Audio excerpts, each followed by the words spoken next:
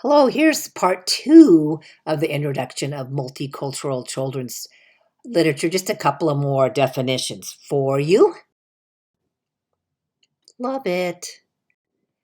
So, one thing when we look at multicultural stuff is that we also like to include social cultures in this class. So, that means that social culture is a little different. It's not just um, aspects that are apparent because of ethnicity and race, right? So, definition of social culture, just a quick one, combining social and cultural factors, not necessarily ethnicity and race factors, which could also be part of it as well. So a couple of examples. LGBTQ culture, that could be a culture within several cultures, right? Because it's not necessarily the color of your skin, or your ability and all of that that puts you maybe in a culture within the LGBTQ community, and different ones for sure. Deaf culture is another one. There's some aspects to that that are specific to that culture. How about Amish culture, right? You don't drive in motorized vehicles, and you make most of your stuff, grow most of your food. That's definitely a culture that could go across certain aspects of some cultures. I don't even know what I just said right then. Just ignore that part. How about skateboard culture? Yeah. I mean, you can probably think of some cultures that you're in, socio cultures that you're in, that don't necessarily have to do with all of your background, your ethnic or your race background, or your religious background. It just could be kind of an adjunct to some of those, or maybe those are thrown in too. Here's a culture. It's one of my cultures. Can you guess what it is? Nah, you can't. So, twin culture, right? So, I'm a twin, and I am the mother of twins, and those are my twins right there. Go for Halloween one year. Of course, Miles didn't dress up very much because that's what his culture taught him to be, right, as a male, that you couldn't really just go wild and stuff. So he's who's he? Buddy Holly, like a '50s rocker or something. Uh, so I'm sure you can think of other sociocultures, and it's good for you to think of it because that's going to be an assignment. So I'm sure saying so a lot. Let's see if I can stop doing that.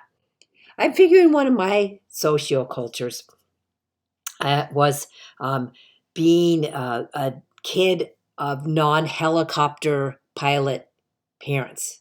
That's my nice way of saying this about this culture. That I pretty much was of the era of kids uh, can be seen but not heard. So I got shoved out at the me and my sisters and brothers got shoved out in the morning.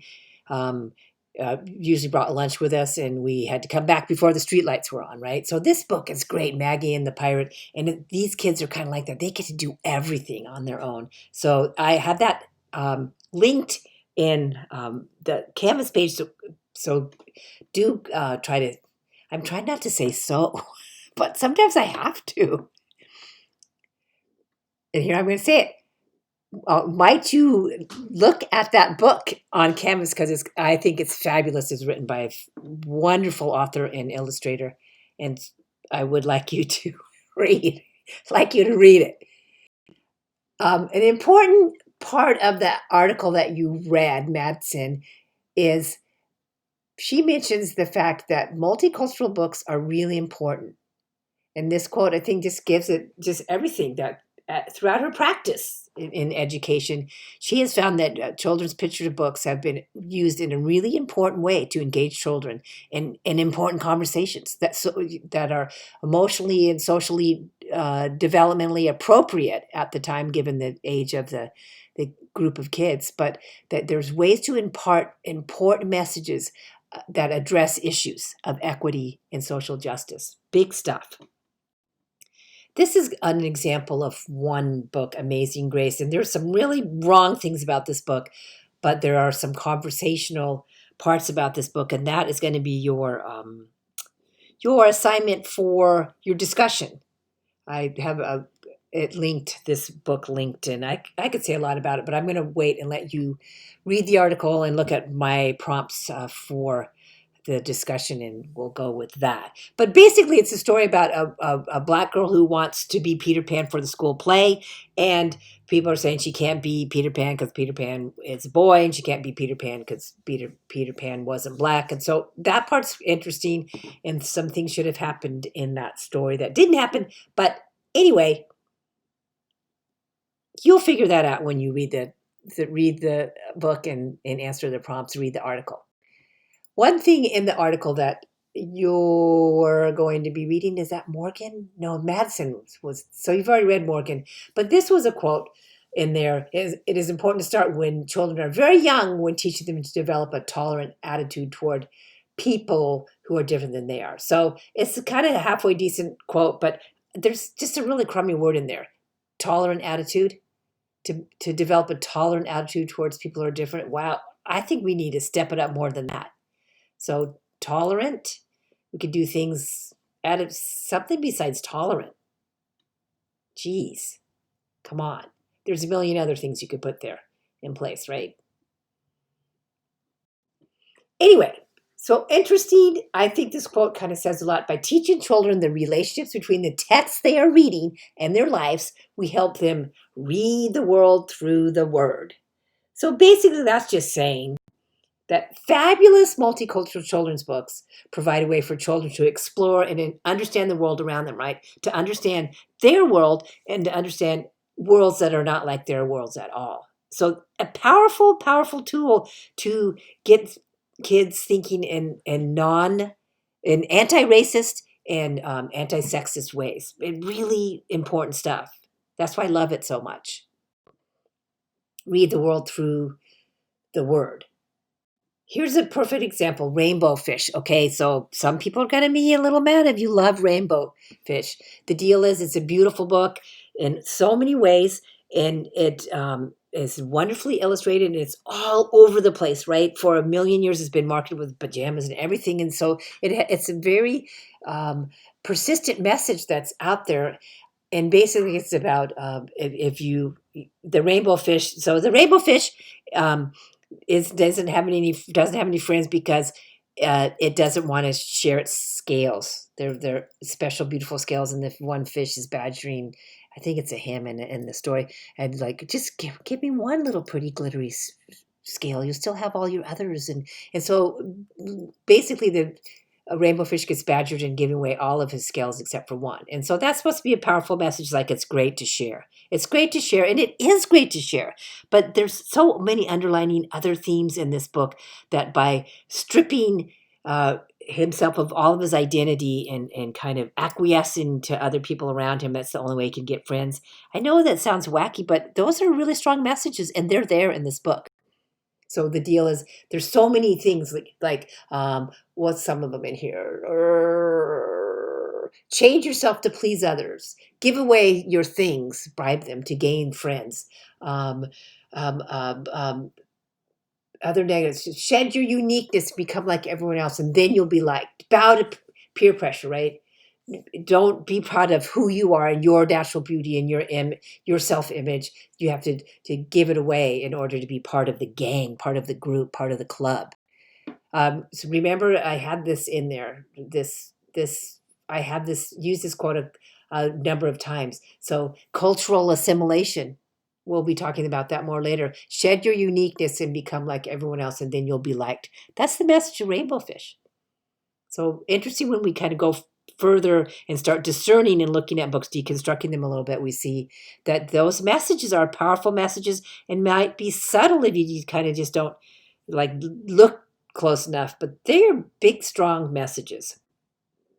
So one thing that we always like to call ourselves in the United States, and this has to do with cultural assimilation, right? Is the melting pot. Oh yeah, we're one big melting pot. There's just a little bit of olives, and we're gonna mix it all together, and we're all gonna then be one. One country and one identity. And the problem is that there's really only there's measures of identities. Which identities are more important than others. So the problem is that if the identity or the normalcy of something is dictated by one group, what does that do for all of our cultures in the United States?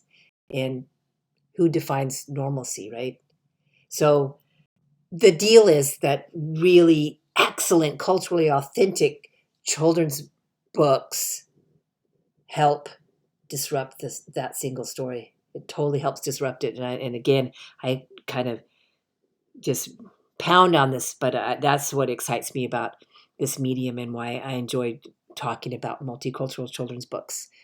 And there's ways to rate multicultural children's books, and I don't know, it's a kind of an interesting scale, and so I'm going to talk about that for a second. It's also one of your secondary readings if you get to it.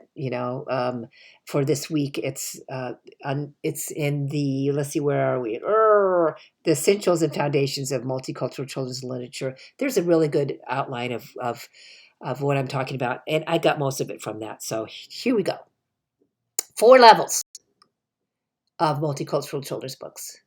So when we're looking at level 1, which is kind of the most stereotypical level, and the one that actually is used quite often in classrooms and all over the place for multicultural children's books, is kind of the food and festivals approach. That's what Maya Gonzalez, a great author and children's book illustrator, oh, beautiful stuff, among other things. She does lots of stuff. She's saying that it's foods and festivals, like we're only going to talk about the most important and interesting parts of any culture, and that usually has to do with their traditions, their holiday traditions, and their food, right? So, I mean, not that that isn't an exciting part of it, but then we just kind of put them off in this weird little corner when we're looking at stuff like that, right? It's an easy way to say, here's a culture, get some chopsticks, or let's talk about how to make tortillas or something. So that is somewhere that we don't want to stop at. This level 1, we can have we can introduce some of this stuff, but it's just really stereotypical, and it usually happens at some very obvious times. We're going to talk about Native Americans and First Nation people, and we're going to do it around Thanksgiving, which was a really crappy time for them, right? And we're going to talk about all Asian American cultures, and we're going to just do it during Chinese New Year's, right? That we'll do it then. And Cinco de Mayo, yeah, we're going to talk about that food. We're going to talk about some of the costumes worn, and we're not going to really even explain what Cinco de Mayo is. Important demarcation of something historical for Mexican Americans, because it has to do with Mexico, right? So we're not going to talk about any of that stuff. And that's like the crummiest, lowest level of introducing multicultural into classrooms and into kids' lives. Level 2, kind of the same, punching it up a little bit more, right? We're going to read folk tales from all around the world, and we're going to maybe demonstrate like how to fold and make origami, or how to make tortillas. And the deal is that this keeps cultures like not current, right? Not topical, not like right now. It keeps them all in the past, and then that makes them kind of exotic, kind of like museum pieces. And that's what we do a lot with multicultural to our kids in education and in libraries and everywhere. These are the stereotypes, right? Not good, because it just kind of makes it very convenient. We're just, okay, we're going to pull out this culture, we're going to bring in a little bit of food, and we're going to do this, and we're going to be fine. Not fine. Can't only talk about piñatas when we're looking at Mexican American culture.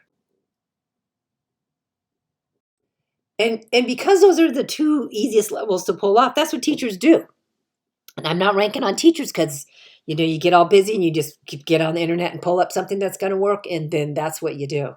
That's what you do, and it's a really single story, right? It's an inaccurate story quite often. So then we get into a level of multicultural children's books that have to do more with transformation. And this is better, right? Because we're going to be doing first person point of view, and we're going to be looking at different cultures, and hopefully we're going to look at it with an insider perspective, not an outsider perspective. So they're going to be more authentic. And we're going to look at historical points of view from those perspectives, those non-mainstream perspectives, encounter some of the lies that we learned, at least in the United States, in terms of some of our history of cultures in America, really. So that's good. So there's a hope that these levels of books are going to look at equity and anti-bias education, and anti-racist point of view, and an anti-black racist point of view, and an anti-indigenous racist point of view. Some really important things happening in this level, for sure. Insider perspective. Yep, forgot that one. So again, there's some different versions of the first Thanksgiving that are a little more accurate and really are reflective of what happened, and they're centered on indigenous people instead of centered on the white perspective. So we need to center away from the white perspective when we're looking at cultures. It doesn't all have to like compare, it's not all adjacent to white culture. So there's some great books out there that do that. There's a lot more now, which is so exciting.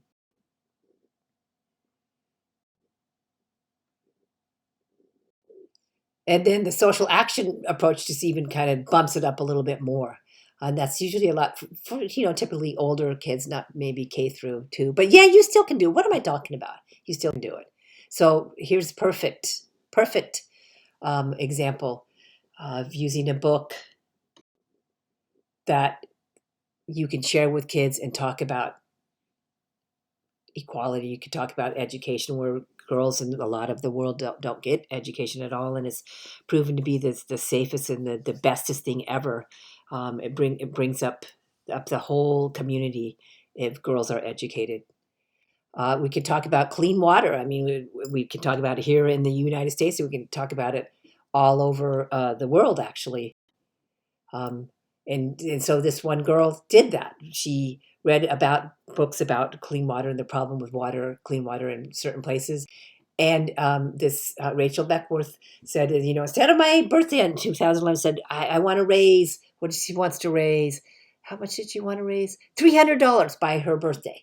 And, don't give me birthday presents, do that. And she did. She raised that because she read about kids like her that didn't have clean water in all parts of the world, and that there were organizations that if you just give them pennies, that they can equip villages, like 3 or 4 with wells and all the things that you need. So that was like a transformation, right? So that was really a cool thing for Rachel Beckwith to do. Unfortunately, shortly after her birthday, she was in a car accident and she died.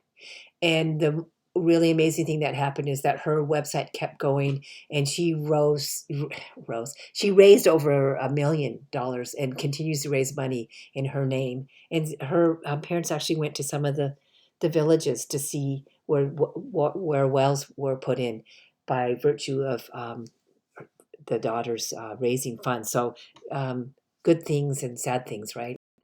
Socially conscious books that kind of talk about just one particular thing, Vietnam War vets, and it crosses races and other cultures. So it's like we're all in this together, and that's kind of a cool thing. And culturally conscious books, another thing that really does a fabulous job, really portraying that culture. Again, first person, insider perspective, things that are really accurate in denoting the whole thing. And that's what's so fabulous about all this multicultural books. So I like this quote from Sims Bishop, who really, that's the article actually I think that you'll be reading for African American and Black American children's books that are coming up. So I'm just going to read it. In an article published in 1931, Langston Hughes wrote a powerful statement about the vital role that literature can play in children's lives. He was talking about African American children, but his point is relevant to all American children today.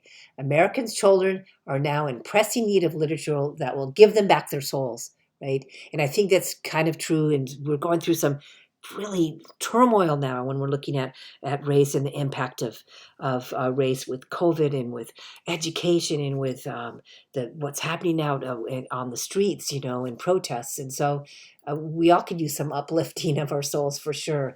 And children are definitely in that group as well. So this is all I got to say is multicultural children's books just really help do that, and it's really exciting and important. And there's so many good examples out there, and we'll get to some of them. So your video for this week is just one video reaction, and this is a TED Talk by Linda Sue Park. She was one of the authors that wrote a book about water and water, the need for water, and all over the world, and how we can help get water for people. And the title of her TED Talk, Can a Children's Book Help Change the World? And she's going to answer that in a really cool way. Also, I love what she says about libraries, and I so appreciate that. So it's a short, interesting, quick video. So watch all of it, and then you can answer the prompt. And that's all. Okay, see ya.